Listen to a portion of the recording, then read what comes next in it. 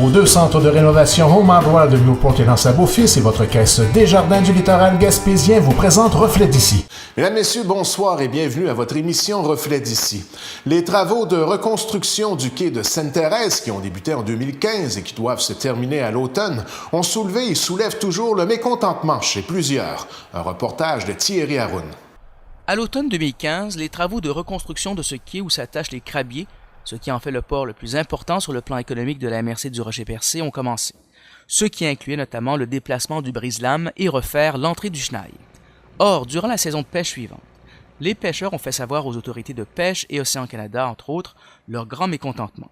Selon eux, ces travaux ont rendu dangereux leur rentrée dans le port avec leur capture. En entrevue à TVCGR en octobre 2016, le maire de l'endroit, Léo Lelièvre, déplorait que l'entrée du quai avait rapetissé et qu'elle était dangereuse pour les bateaux quand le vent du sud-est soufflait. La préfète Nadia Minassian avait fait alors des représentations auprès des autorités pour tenter de régler le problème, alors que le MPO avait déclaré être bien au fait des plaintes. Or, cette année, le débat a repris de plus belle. Le maire Léo Lelièvre estime que la situation est tout aussi dangereuse et que ça prendrait un prolongement de 200 mètres pour assurer la sécurité des pêcheurs. On peut l'entendre. C'est encore dangereux. Parce que c'est là, il faut être étoile. Faudrait qu'il y ait le prolongement. Là, on est en train de travailler là-dessus. Moi, j'ai pas directement moi, mais je suis l'association des pêcheurs.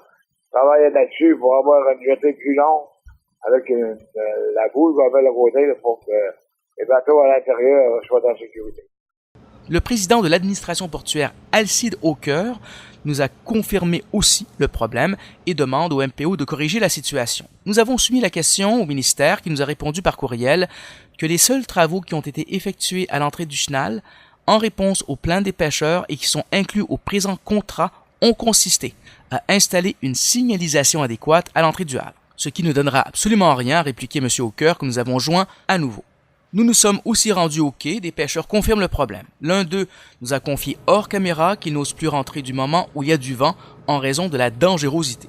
Nous avons réécrit au ministère pour voir si la reconstruction de l'entrée du quai pourrait être envisagée à la lumière des problèmes soulevés cette année encore. Le MPO nous a répondu ainsi. Le ministère se concentre actuellement à compléter le projet en cours conformément à la portée des travaux convenus avec l'administration portuaire. Une fois ces travaux terminés, le ministère procédera à une évaluation de la fréquence et de l'incidence de la problématique soulevée par les utilisateurs.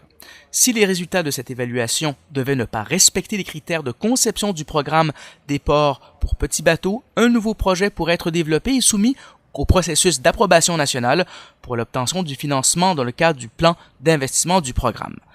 Cela dit, les travaux consistent cette année à finaliser l'installation des services à quai, eau et électricité, couler des dalles de béton et revêtements bitumineux et nettoyer le chantier et les aires de service. Le tout devrait être complété en septembre prochain selon les ministères pour un coût total de 10 millions de $.